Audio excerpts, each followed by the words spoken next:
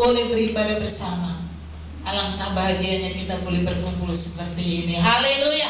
Saudara tidak perlu takut dengan COVID-19. Yang perlu saudara takutkan adalah Tuhan. Karena di sini ada Tuhan yang akan menjaga, melindungi saudara dan saya dari segala macam virus. Itu menjadi doa kita semua. Yang penting kita mengikuti protokol kesehatan yang sudah ditentukan oleh pemerintah, dan kita tetap menjaga diri kita. Tentunya kalau kita menjaga diri kita, Tuhan pasti menjaga kita semua. Haleluya, puji Tuhan. Kita akan menerima kebenaran firman Tuhan saat siang hari ini yang terdapat di dalam kitab Matius pasal 13 ayat 31 sampai ayat 32.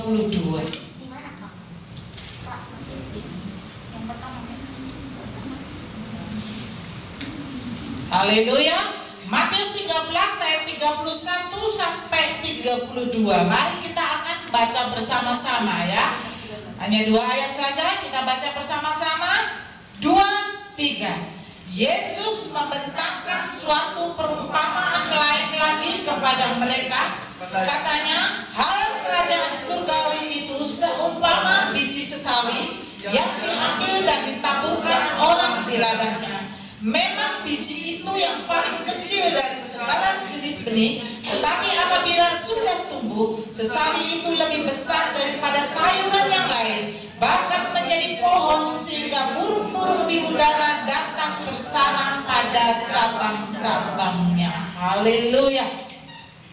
Tema kita saat siang hari ini, judul khotbah saya adalah pertumbuhan rohanimu berdampak kepada kehidupanmu. Haleluya. Saudaraku yang dikasihi Tuhan, di ayat 31 mengatakan Yesus membentangkan suatu perumpamaan lain lagi kepada mereka.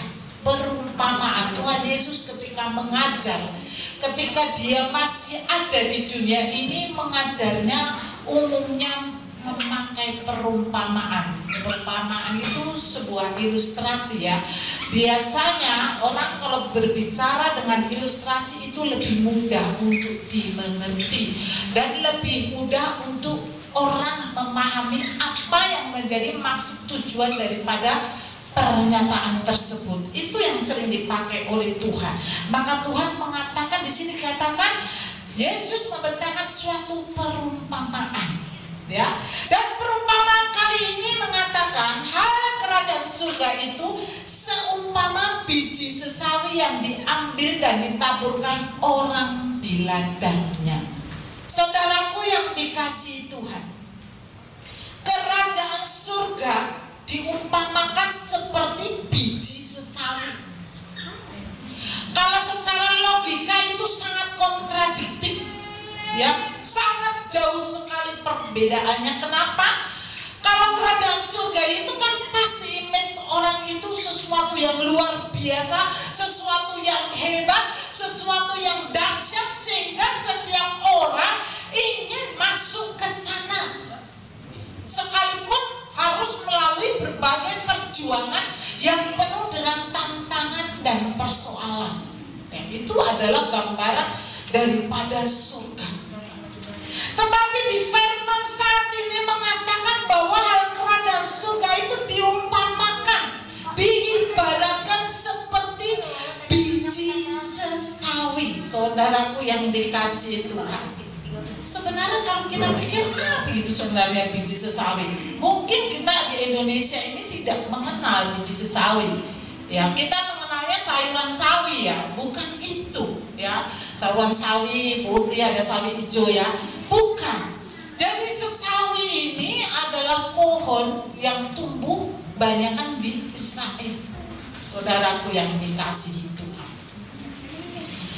pohon sesawi ini adalah tumbuhan keras, ya, tumbuhan berkayu, besar dan banyak cabang.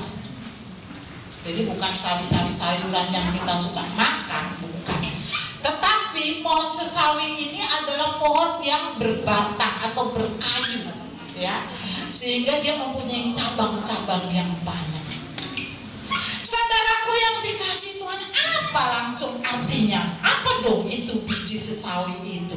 Ya. Tumbuhan sesawi itu bukan sawi-sawi yang seperti di Indonesia ini. Saya belum pernah melihat sih ya, pohon sesawi di Indonesia ini saya belum tahu ya. Tetapi kalau saya lihat dari gambar-gambarnya itu memang rata-rata itu tumbuh di tanah Israel. Saudaraku yang dikasih Tuhan, lalu seperti apa biji sesawi itu sebenarnya? Kok firman Tuhan mengibaratkan bahwa kerajaan surga itu seperti biji sesawi? Dulu saya pernah dikasih ya, ada plastik kecil ya diisi biji sesawi ya.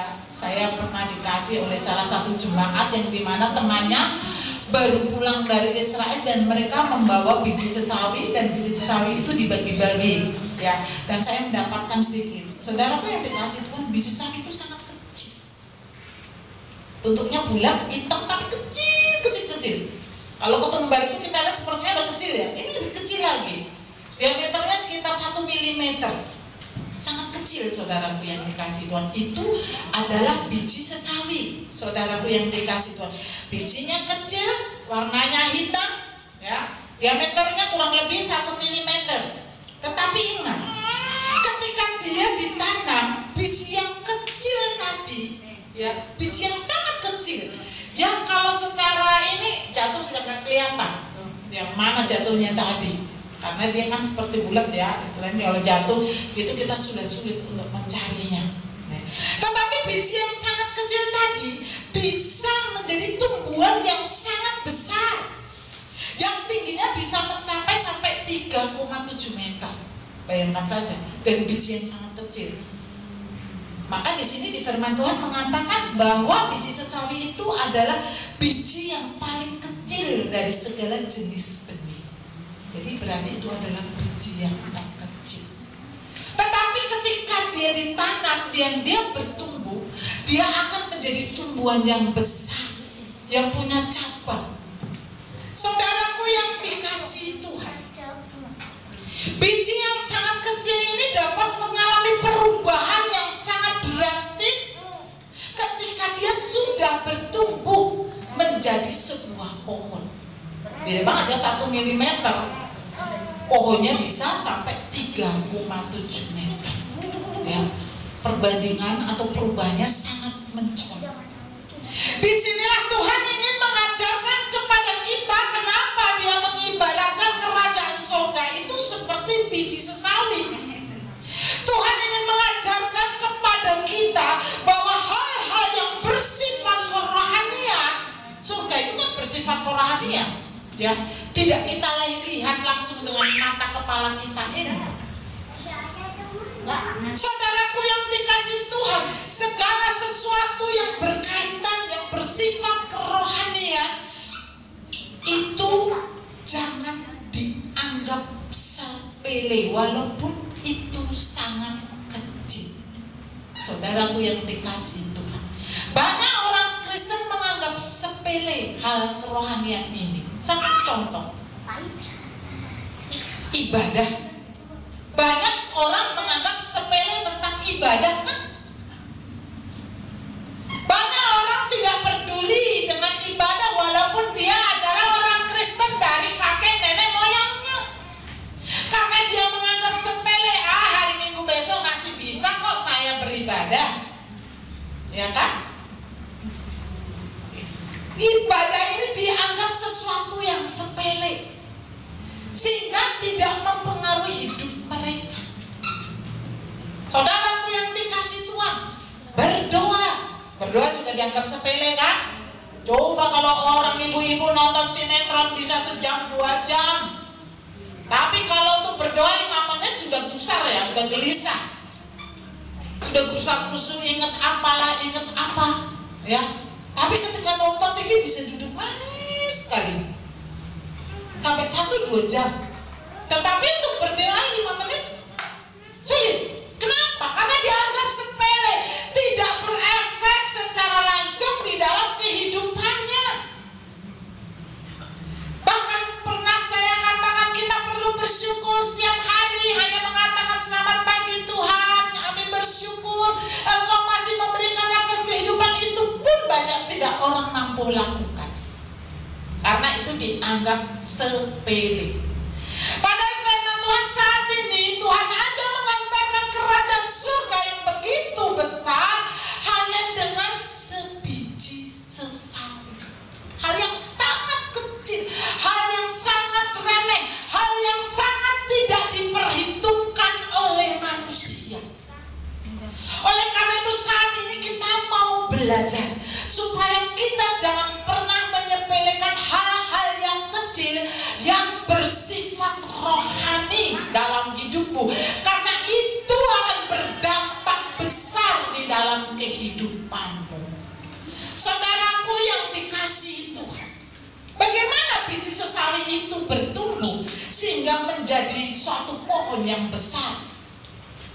Biji sesawi itu tumbuh berarti dia harus ditanam, artinya mati dulu. Biji yang kita bawa itu harus mati dulu kalau mau ditanam supaya bertumbuh. Nggak ada bijinya masih hidup ditanam, nggak ada. Pasti biji itu sudah lepas dari sakarnya ya, dari tempat-tempat cangkangnya itu, sehingga dia sudah tidak dapat menyerap lagi energi dari tanah ya, sehingga itu disebut adalah biji yang sudah mati, dan biji itu ditaburkan ke dalam tanah atau dikuburkan. Jadi ingatlah, satu hal yang ingin saya sampaikan, supaya dapat tumbuh setiap benih yang ditanam harus mati lebih dulu. Kalau benih itu tidak mati, dia tidak dapat bertumbuh. Demikian juga dengan kerohanian saudara dan saya, kita harus mati terlebih dahulu kedagingan kita, keangkuhan kita, kesombongan kita, apalagi iri, dengki, kebencian, itu harus mati lebih dulu kalau engkau ingin rohanimu bertumbuh. Kedagingan kita ini harus kita kubur, supaya apa?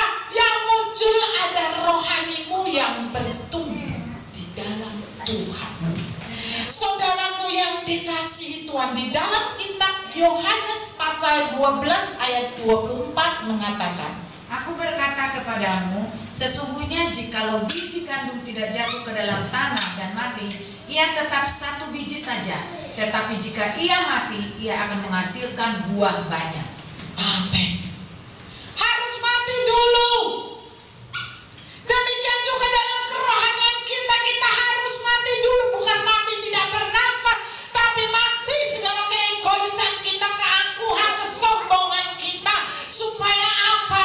Supaya apa yang menjadi rencana Tuhan terjadi di dalam hidup kita, yaitu rohanimu boleh bertumbuh. Bahkan tadi dikatakan menghasilkan buah yang banyak. Saudaraku yang dikasihi Tuhan, gak gampang kan? Ternyata pertumbuhan rohani ini gak gampang. Jadi harus menyalipkan kedagingan. Harus. Seperti Tuhan Yesus harus mati terlebih dahulu baru dia bangkit. Itu adalah satu gambaran. Gambaran dalam kehidupan saudara dan saya, kita harus matikan kedagingan kita. Bukan berarti kita tidak boleh makan, minum, silakan. Justru itu harus kita kerjakan. Kalau tidak ya kita sakit, salah juga ya. Karena firman Tuhan berkata, kamu adalah bait Allah yang harus kita jaga juga. Artinya apa? Segala yang bersifat duniawi, yang menjauhkan kita dari Tuhan, itu harus kita kuburkan. Saudaraku yang dikasihi Tuhan, sekali lagi firman Tuhan mengatakan bahwa biji harus mati lebih dahulu baru bisa bertumbuh. Artinya kedagingan kita harus mati lebih dulu baru rohani kita akan bertumbuh. Kenapa orang bisa ragu-ragu, setengah-setengah? Kenapa? Karena mereka maunya rohaninya bertumbuh, tetapi kedagingannya terus masih juga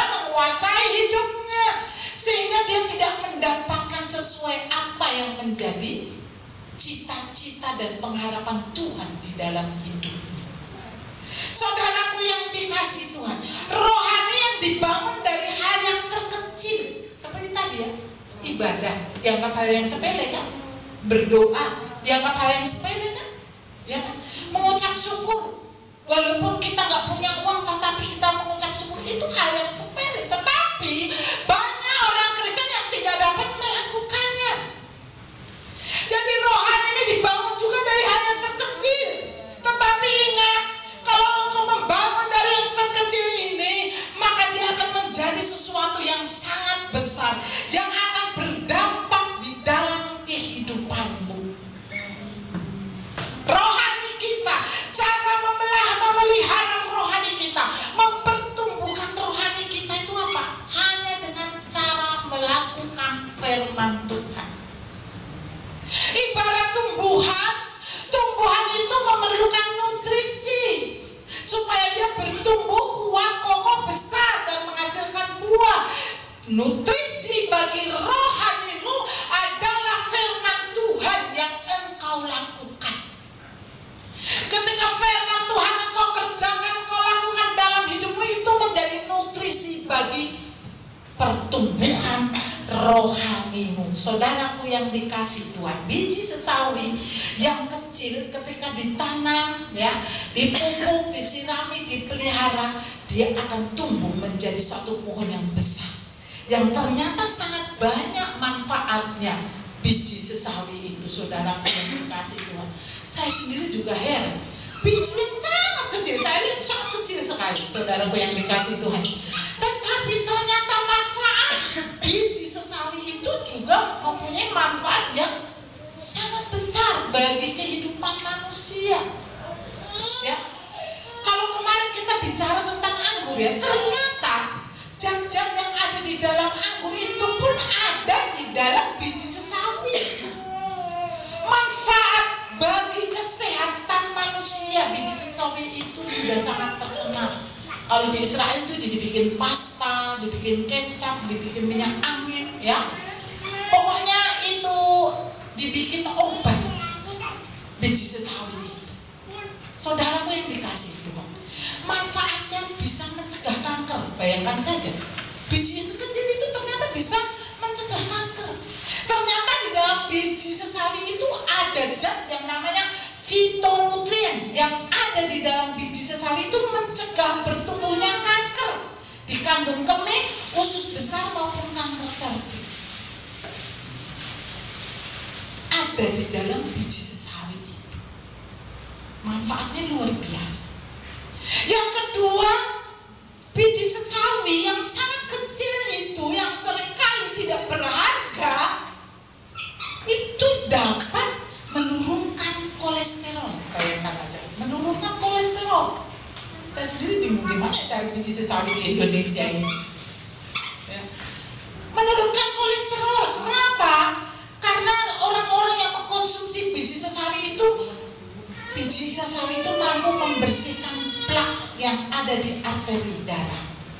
Plak-plak itu ya saudara, seperti yang nempel-nempel itu, yang mengganggu sirkulasi darah itu bisa dibersihkan dengan mengkonsumsi biji sesawi, sehingga sirkulasi darah di dalam tubuh manusia ini menjadi lancar.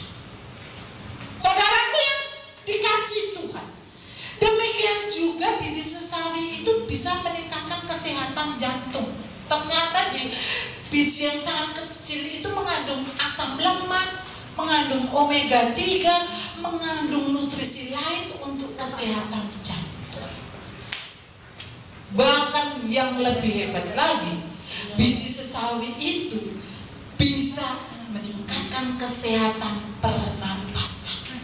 Orang-orang yang kena asma, ya, bronkitis, sinus, itu obatnya ada di biji sesawi.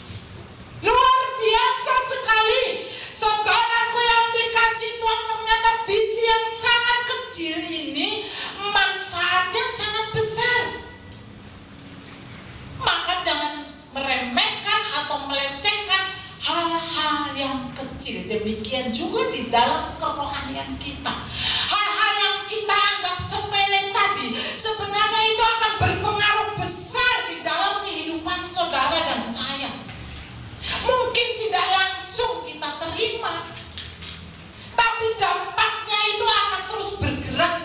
berjalan. Bahkan di ayat ke-32 mengatakan, memang biji itu yang paling kecil dari segala jenis benih, tetapi apabila sudah tumbuh, sesawi itu lebih besar daripada sayuran yang lain, bahkan menjadi pohon, sehingga burung-burung di udara datang bersarang pada cabang-cabangnya. Ingat saudaraku yang dikasihi itu, ketika pohon sesawi itu sudah besar, dia akan menjadi suatu pohon yang rindang, yang akan banyak cabang-cabangnya, di mana banyak sekali sarang burung di sana. Jadi burung-burung itu memilih loh sarangnya itu, ya. Burung-burung itu tidak akan bersarang di tempat pohon yang gersang atau bersarang di pohon yang tidak mempunyai kehidupan. Burung-burung ini bersarang di pohon-pohon yang dimana ada kehidupan di dalamnya. Dan di pohon sesawi itu banyak sarang burung yang ada, yang dibuat oleh burung-burung itu untuk bersangkar di dalam, di cabang-cabangnya, ya, di cabang-cabang pohon sesawi tersebut. Saudaraku yang dikasihi Tuhan, artinya bahwa pohon sesawi itu menggambarkan adanya kehidupan dengan banyak sarang-sarang yang dibuat oleh burung-burung yang tinggal di dalamnya. Ada kehidupan, ada perlindungan. Saudaraku yang dikasihi Tuhan, manusia sering lebih percaya kepada dirinya sendiri, ya kan? Lebih percaya kepada yang instan, tahu maunya kita yang instan. Kalau kita beribadah maunya langsung kita diberkati Tuhan. Kalau kita berdoa langsung maunya dijawab oleh Tuhan. Emang rata-rata manusia seperti itu keinginannya. Tetapi ingat satu hal, kita bertuhan itu tidak seperti menanam pohon toge. Kalau menanam pohon toge, yaitu saudara bikin malam ini rendam dengan air, besok paginya dia akan keluar menjadi toge. Bertuhan tidak seperti itu. Bertuhan ada proses-proses yang akan kita alami. Ada proses di mana Tuhan bekerja untuk membenahi hari lepas hari kehidupan kita, sehingga kita menjadi sebuah pohon yang kokoh seperti pohon sesawi tadi. Saudaraku yang dikasihi Tuhan, di dalam kerohanian kita, hasilnya tidak bisa kita nikmati dalam waktu yang singkat. Maka banyak orang yang kecewa, ya kan? Banyak orang yang kecewa sehingga mereka menjadi lemah dan mereka tidak mau lagi setia beribadah. Karena apa? Lama banget Tuhan tolong. Udah pakai logika sendiri aja berjalan, pakai kekuatan sendiri aja berjalan. Padahal memang seperti itulah proses yang harus kita jalani. Di dalam kerohanian kita, pertumbuhan tadi, biji sesawi tadi yang dari kecil ditanam, ditabur dalam tanah, dia akan tumbuh menjadi tunas dan dia akan terus naik tinggi. Itu memerlukan waktu yang lama, yang panjang. Jadi tidak seperti pohon toge tadi. Kalau saudara ingin berkat yang kecil, ya nanam aja pohon toge, ya. Malam besoknya udah panen. Tetapi kalau engkau ingin panen yang besar, engkau harus tahan. Engkau harus tetap tinggal diam di kaki Tuhan, supaya rohanimu semakin bertumbuh, semakin kuat. Dan lihatlah tadi, pohon sesawi tadi, manfaatnya biji sesawi itu luar biasa sekali. Demikian juga di dalam kekristenan kita ini. Hal kerajaan surga atau rohani diibaratkan biji sesawi tadi adalah sesuatu yang sangat kecil, yang sering tidak diperhitungkan oleh dunia ini, justru menjadi sesuatu yang besar dan dia bertumbuh itu secara ekstern. Tahu nggak ekstern? Keluar, ya. Bertumbuhnya bukan ke dalam kan? Biji sesawi keluar dia naik ke atas menjulang tinggi sehingga daunnya, cabangnya banyak, buahnya banyak. Saudaraku yang dikasih itu, pertumbuhannya ekstern, artinya keluar, yang bisa dilihat oleh banyak orang, bahkan menjadi efek positif bagi orang-orang di sekitarnya. Tadi apa? Banyak burung yang bersarang kan? Artinya apa? Pohon sesawi itu yang tumbuh tadi, yang kecil yang tadi gampang hilang kalau jatuh, yang tidak diperhitungkan, bahkan mungkin kalau jatuh kita injak-injak, ya kan? Karena kita nggak lihat dan kita nggak tahu karena sangat kecil. Tetapi ketika sudah mengalami pertumbuhan, maka dia akan bertumbuh besar. Ini menggambarkan kerohanian saudara dan saya. Sekalipun awal mulanya kita ini kecil, rohani kita ini, ya, siapa yang rohani langsung besar? Nggak ada. Semuanya dari yang kecil. Tapi lihatlah, ketika menjadi besar biji sesawi itu akan dilihat dan dilirik oleh banyak orang. Saudaraku yang dikasihi Tuhan, rohani yang bertumbuh harus dapat dilihat dampaknya. Dampak kerohanianmu itu harus nampak, yang dapat dilihat oleh orang. Mungkin orang bertanya, mana bisa dilihat oleh orang rohani? Bisa, kenapa tidak, saudara? Memang rohani tidak kelihatan, tetapi dampaknya, dampak daripada pertumbuhan rohanimu itu bisa kelihatan, dapat dilihat oleh orang banyak. Dari cara hidupmu, dari cara bicaramu, dari pencapaianmu, Tuhan bisa mengubah segalanya. Saudaraku yang dikasih Tuhan, kapan rohani kita ini bertumbuh? Mungkin kita bingung, kapan rohani kita ini bertumbuh? Saudaraku yang dikasih Tuhan, saya juga tidak tahu kapan rohani saya ini bertumbuh.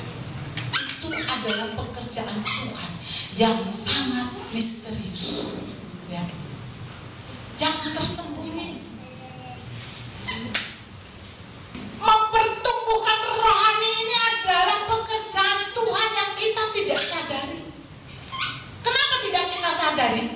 Dulu mungkin saya seorang yang pendendam, pembenci, gampang marah. Tetapi kenapa? Kok tiba-tiba setelah lama iring Tuhan, itu semua hilang? Siapa yang mengerjakannya? Siapa yang menghilangkannya? Kita tidak tahu. Tetapi otomatis dengan sendirinya, ketika kita mulai setia datang kepada Tuhan, setia lakukan firman Tuhan, maka Tuhanlah yang mempertumbuhkan rohanimu, membuang segala yang tidak berkenan di hadapan Tuhan. Jadi kita nggak tahu kapan bertumbuhnya rohani kita.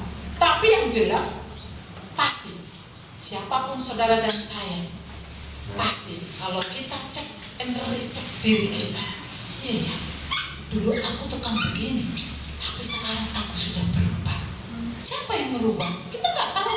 Manusia kan tidak dapat merubah, saudara. Tetapi kalau Tuhan yang bekerja, tidak ada yang dapat menghentikannya.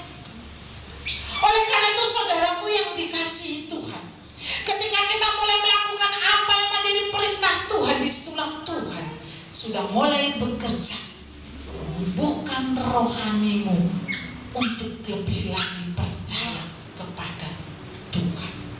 Saudaraku yang dikasihi Tuhan, sekali lagi saya katakan, rohani itu tidak kelihatan, tidak kelihatan. Kalau saudara baru mengenal saya, saudara tidak akan tahu seberapa jauh rohani saya. Tapi kalau saudara semakin lama semakin mengenal seseorang, saudara akan melihat dampak daripada rohani orang yang saudara kenal itu seperti apa. Saudaraku yang dikasihi Tuhan, banyak orang akan melihat dampak rohani rohani yang kita alami. Jadi bukan hanya kita yang merasakan, bukan. Kalau kita yang hanya merasakan, berarti nggak ada dong kesaksian kita kepada orang lain, ya kan? Tidak ada kesaksian kita. Maka di dalam kitab 2 Korintus pasal 3 ayat 2 mengatakan, kamu adalah surat pujian yang kamu adalah surat pujian kami yang tertulis dalam hati kami dan yang dikenal dan yang dapat dibaca oleh semua orang. Haleluya.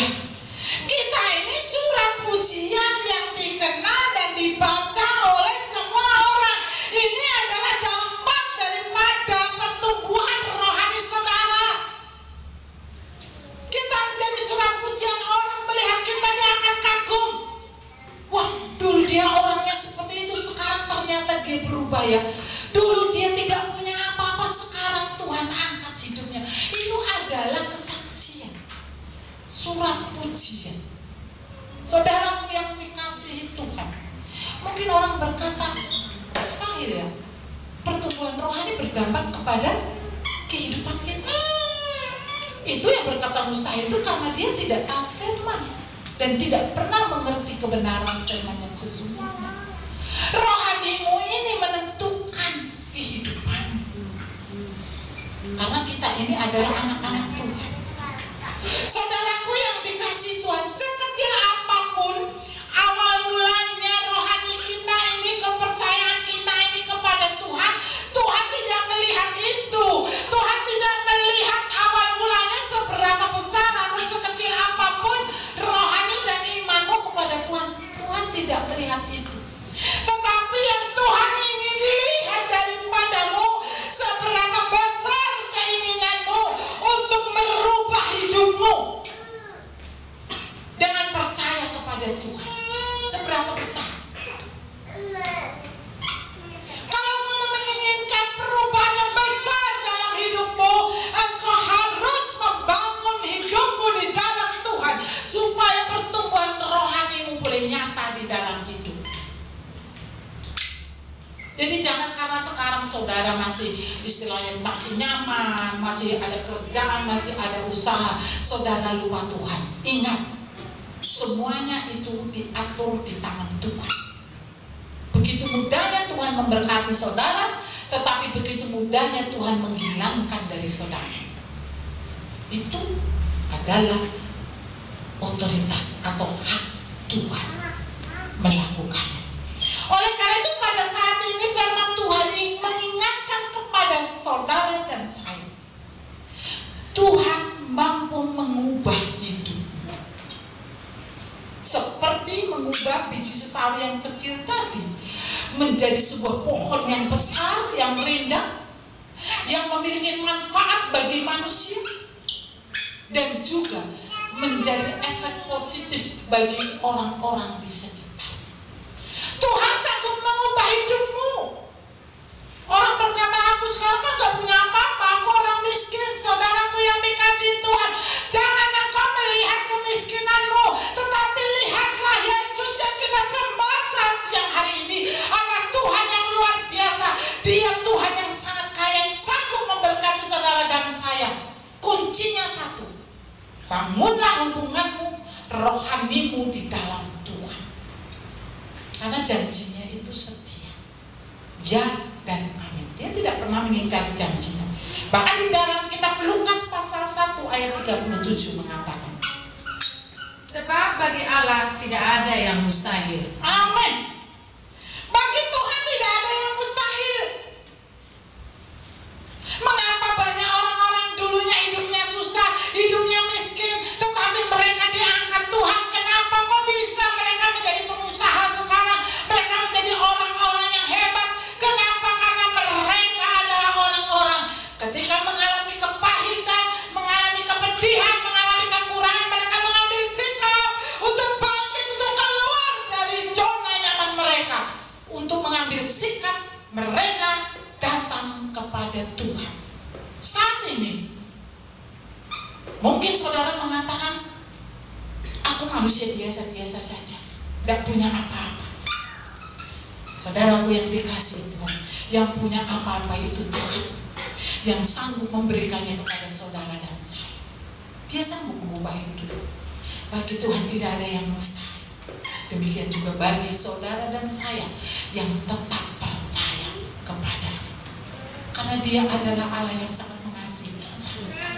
Saudaraku yang dikasihi Tuhan, Tuhan sanggup mengubah hidupmu ketika rohanimu sudah mulai bertumbuh, sudah menjadi sebuah pohon yang menjadi punya cabang yang dapat menjadi berkat bagi orang lain. Saudaraku yang dikasihi Tuhan, maka pertumbuhan rohanimu lah sebenarnya yang menjadi dampak bagi kehidupanmu. Jangan saudara pikir karena hasil usahaku aku punya ini. Bukan. Tetapi karena dampak rohanimu lah engkau boleh memiliki segalanya. Apa yang menjadi fasilitas yang Tuhan bisa berikan kepada saudara dan saya. Saudara tidak bisa menjamin masa depan kamu. Saudara, seberapa banyak warisan yang kau tinggalkan, itu tidak ada artinya kalau anakmu ini tidak di dalam Tuhan. Makanya kita mulai dari kecil, anak-anak kita harus kita didik untuk mereka mengenal Tuhan. Supaya apa? Supaya hidupnya nanti, masa depannya juga ada di dalam tangan Tuhan. Kitab Yesaya pasal 60 mengatakan, mari kita buka Ibu. Yesaya 60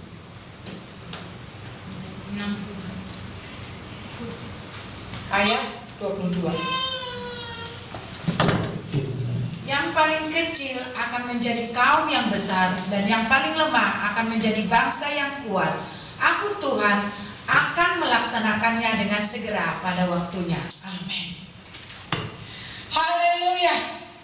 Saudaraku yang dikasihi Tuhan, firman Tuhan mengatakan yang paling kecil akan menjadi kaum yang besar.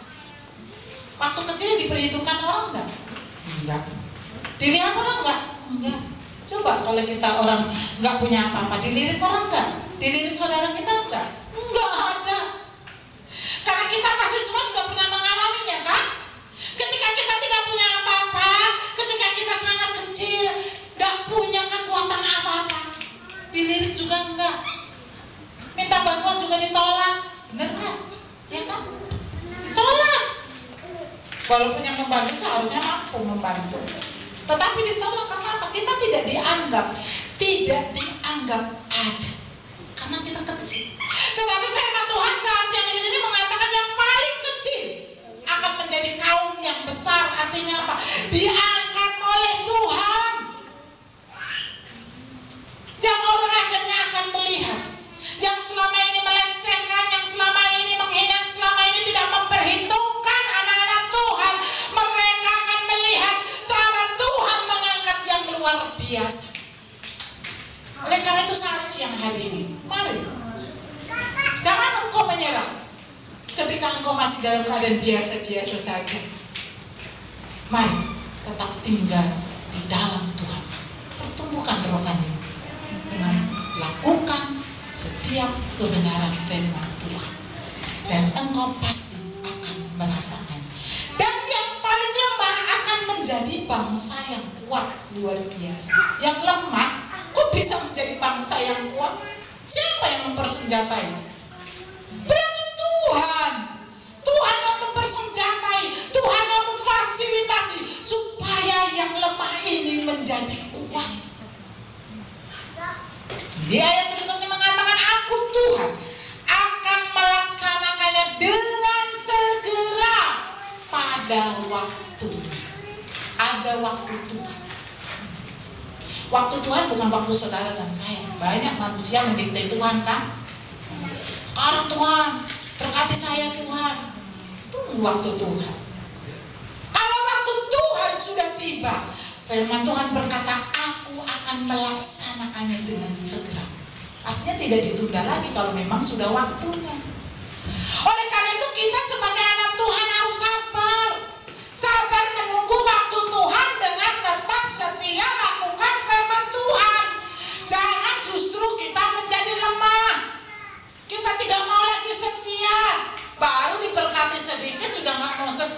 gimana mau terima berkat yang banyak? Ya kan? Banyak orang Kristen seperti itu. Ketika doanya mulai dijawab Tuhan, diberkati, justru gak datang beribadah. Salah. Justru ketika engkau mulai diberkati Tuhan, pertahankan kesetiaanmu, kesungguhanmu, supaya rohmu semakin kuat, semakin bertumbuh di dalam Dia, sehingga engkau benar-benar menjadi berkat dimanapun engkau ada. Maka firman Tuhan saat siang hari ini yang mengibaratkan kerajaan surga yang begitu besar hanya dengan biji sesawi, sebenarnya mempunyai makna yang besar dalam hidup saudara dan saya. Kita yang kecil ini, kita yang tidak ada apa-apanya ini, kita yang tidak mempunyai kekuatan apa-apa ini, dapat dibuat Tuhan menjadi besar dan menjadi berkat bagi banyak orang dengan cara engkau mau lakukan setiap apa yang menjadi perintah Tuhan.